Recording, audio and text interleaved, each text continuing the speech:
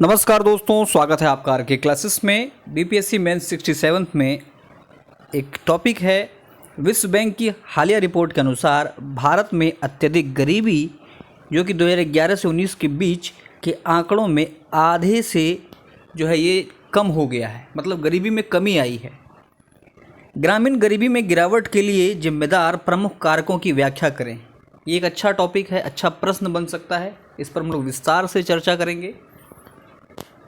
शुरू करने से पहले यदि आप इस चैनल पर नए हैं तो चैनल को जरूर सब्सक्राइब करें, पास वाले बेल आइकन को दबा लें, वीडियो को अधिक से अधिक शेयर करें।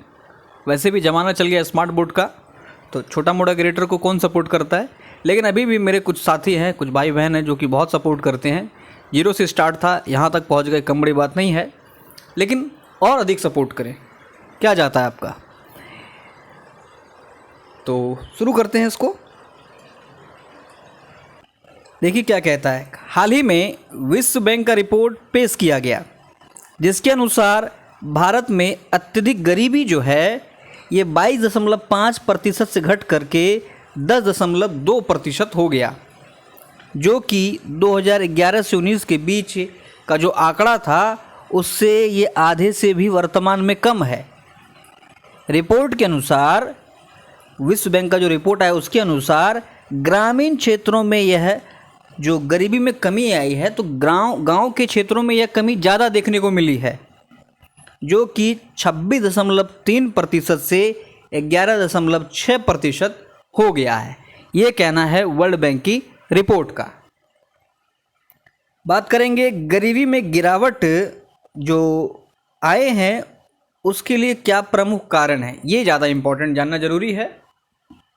देखिए क्या कहता है कि गरीबी में कमी करने हेतु वर्तमान सरकार ने उज्ज्वला योजना, पीएम आवास योजना, स्वच्छ भारत मिशन, जनधन योजना, मिशन इंद्रधनुष जैसी योजनाओं के माध्यम से आम भारतीयों के जीवन को आसान बनाने पर जोर दिया है। केंद्र सरकार के द्वारा कई सारी महत्वपूर्ण योजनाएं जो हैं शुरू की गई है, जिससे कि जो लोग इन बेसिक चीज़ों से भी वंचित थे उनको वो चीज़ें जाकर के जो है प्राप्त हो रही है। इसके अलावा दीनदयाल अंत्योदय योजना, राष्ट्रीय ग्रामीण आजीविका मिशन और राष्ट्रीय खाद्य सुरक्षा अधिनियम एवं इसके जैसे कई अन्य प्रयासों का जो है बेहतर तरीके से कवरेज किया गया है। आगे कहता है कि इस सफलता का श्रेय सरकारी विभागों को भी जाता है, विशेष रूप से गरीब समर्थक जन कल्याण पर आधारित योजनाओं को, जिनके प्रयास से सामाजिक उत्थान जो है यह सुनिश्चित हो सका है या सुनिश्चित हो रहा है। बात करें ग्रामीण क्षेत्रों में गरीबी में कमी लाने वाले कारकों की, तो पहला नंबर है कि SECC के आधार पर लाभार्थियों की पहचान करना। SECC क्या है? तो जनगणना और जो गरीबी रेखा से जो नीचे रहते हैं उनके बारे में जो है ऑनलाइन डाटा को जुगाड़ करना, फिर उससे जो है एक लिस्ट तैयार करना। इसी के आधार पर जो वास्तविक रूप से इसके हकदार हैं उन तक इसका पहुंच पाना। कहता है कि कल्याण कार्यक्रमों में सामाजिक, आर्थिक और जातीय जनगणना SECC 2011 के आधार पर वंचित परिवारों की पहचान करना। वंचित परिवारों की पहचान ने जाति, पंथ या धर्म की परवाह किए बिना गरीबों की भलाई के लिए लाभार्थियों की पहचान करने में मदद किया। तो SECC एक रिपोर्ट तैयार करती है, उसके अनुसार हमें पता चलता है कि जो वास्तविक गरीब हैं वो कौन है। आगे कहता है कि यह कार्यक्रम जो है सबका साथ सबका विकास के उद्देश्य को पूरा करने में महत्वपूर्ण रहा। चूँकि लाभार्थियों की पहचान करने में वंचना जो है प्रमुख मानदंड था, इसलिए अनुसूचित जाति, अनुसूचित जनजाति समुदाय को उच्च कवरेज मिला। इससे बिहार, राजस्थान, मध्य प्रदेश, झारखंड, उड़ीसा आदि राज्यों के पिछड़े क्षेत्रों को लाभ का एक बड़ा हिस्सा प्राप्त हो सका। ये जो SHECC का जो रिपोर्ट है, इससे क्या हुआ कि वास्तविक जो भारत के विभिन्न राज्यों में जिन्हें ज़रूरत है या जिनकी आवश्यकता की जो वस्तुएं उन तक नहीं पहुंच पाती थी, उसका इसने पहचान किया और जो आप कह सकते हैं कि दूर दराज इलाके में इसकी पहुंच जो है बन सकी है। कहता है कि जिन सामाजिक समूहों को अक्सर सरकारी कार्यक्रम से बाहर रखा जाता था, उन्हें भी ग्राम सभा मान्यता के सत्यापन के साथ शामिल किया गया है। नेक्स्ट है DAY एवं SHG के तहत महिलाओं को कवरेज का विस्तार। दीनदयाल उपाध्याय योजना स्वयं सहायता समूह। कहता है कि DAY और SHG के तहत महिलाओं का कवरेज 2014 में 2.5 करोड़ से बढ़ करके 2018 में 8 करोड़ हो गया।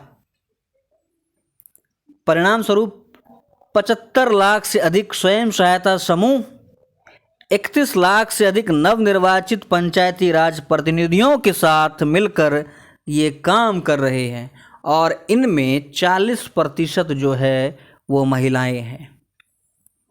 तो महिलाओं की भागीदारी काफ़ी महत्वपूर्ण है। आगे कहता है PRI SHG साझेदारी ने उन परिवर्तनों को उत्प्रेरित किया जिसने गरीबी में कमी की गति को बढ़ाया और आधार के उपयोग ने कई स्तरों पर भ्रष्टाचार को समाप्त किया है और यह सुनिश्चित किया कि धन उन लोगों को मिले जिन्हें वास्तव में इसकी ज़रूरत है। और अगर देखा जाए तो देखिए, पढ़ रहे हैं हम लोग, अच्छी बात है, और ये ऐसा नहीं है कि ये बिल्कुल गलत बात है, काम किया होगा, लेकिन अभी भी भ्रष्टाचार जो है बड़े व्यापक पैमाने पर फैला हुआ है। उदाहरण पूजा सिंघल, ना जाने इसके जैसे लाखों ऐसे होंगे जो कि गरीबों का हक मार लेते हैं। घर में जिसके 25 करोड़ मिला है प्रत्यक्ष रूप से, तो सोचिए अप्रत्यक्ष रूप से कितना करोड़ उसने जो है छुपा करके रखा होगा। और अलग अलग रूप में भ्रष्टाचार, अभी यूपी दरोगा वाला आप देख रहे हैं, ये गलती है, हम लोगों की गलती है। सोचते हैं फलना राज्य में हुआ, हम क्या कर सकते हैं। एटलीस्ट हम सभी लोगों को किसी भी राज्य में हो उसके लिए आवाज़ उठाना चाहिए। ट्वीट अगर करने का बात है तो हमें भी ट्वीट करना चाहिए। ये नहीं देखना है कि भाई यूपी में हो रहा है, MP में हो रहा है, छत्तीसगढ़ में हो रहा है, हम काहे करेंगे। ये तरीका गलत है। हम लोग खुद इसका मार झेल रहे हैं। BPSC देख लीजिए आप, बिहार दरोगा देख लीजिए, बिहार सचिवालय अब आने वाला है, मतलब एग्ज़ाम होगा, देखिएगा उसमें तो 110% कुछ ना कुछ कांड होगा ही होगा। तो ये अलग अलग रूप में भ्रष्टाचार फैला हुआ है। नेक्स्ट है बुनियादी अवसंरचना का निर्माण। वित्त आयोग का अंतरण सीधे ग्राम पंचायतों को किया गया, जिससे क्या हुआ कि ग्रामीण क्षेत्रों में बहुत तेज़ी से पक्की ग्रामीण सड़कें और नाली इत्यादि जैसी बुनियादी अवसंरचना का विकास हुआ। प्रधानमंत्री ग्राम सड़क योजना के तहत सड़क निर्माण की उच्च गति ने कनेक्टिविटी में सुधार और गतिशीलता में वृद्धि करके आसपास के गांव कस्बे में रोजगार के लिए अधिक अवसर सृजित किए। कई सारे जो हैं नए रोजगार अवसर बने, लोगों की कनेक्टिविटी बढ़ी, आदान प्रदान हुआ, व्यापार होने लगे। तो ये सब जो है बुनियादी अवसंरचना के निर्माण से ही संभव हो सका है। नेक्स्ट है क्रेडिट उपलब्धता। SHG की सामाजिक पूंजी ने बैंकों, माइक्रो फाइनेंस संस्थानों और मुद्रा ऋणों के माध्यम से ऋण की उपलब्धता सुनिश्चित की। NRLM ने आजीविका विविधीकरण को प्राथमिकता दी और ऋण वितरण के लिए विस्तृत योजनाओं को लागू किया। जहां पर जिन लोगों को जिस क्षेत्र में जिस कार्य हेतु, चाहे वो खेती हो, MSME हो, वित्त की आवश्यकता थी, तो इसको थोड़ा सरल बनाया गया, बिचौलियों को साइड किया गया। नेक्स्ट है निधि हस्तांतरण में वृद्धि। ग्रामीण क्षेत्रों में राज्य के हिस्से से और कुछ कार्यक्रम में अतिरिक्त बजटीय संसाधनों के माध्यम से ग्रामीण क्षेत्र में सार्वजनिक धन की एक बड़ी राशि को स्थानांतरित किया गया है।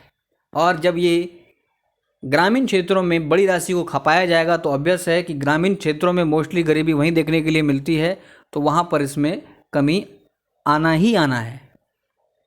अगला है योजनाओं का सार्वभौमिक कवरेज, अर्थात व्यक्तिगत घरेलू शौचालयों, एलपीजी कनेक्शन और पक्के घरों के लिए सार्वभौमिक कवरेज पर जोर दिया गया। और इससे क्या हुआ, इससे यह सुनिश्चित हुआ कि कोई भी इसमें पीछे ना रहे। जो लोगों के पास घर नहीं था उन्हें घर मिल गया, और एलपीजी कनेक्शन, ओडीएफ, आजकल ओडीएफ फ्री बहुत होने लगा है, तो ये सब बेसिक सुविधाएं लोगों को दी गई। लेकिन विश्वास मानिए, ये जो पक्के घर और ये सब मिल रहा है ना, ये सब लोग ले तो लेता लेकिन बनाता नहीं है।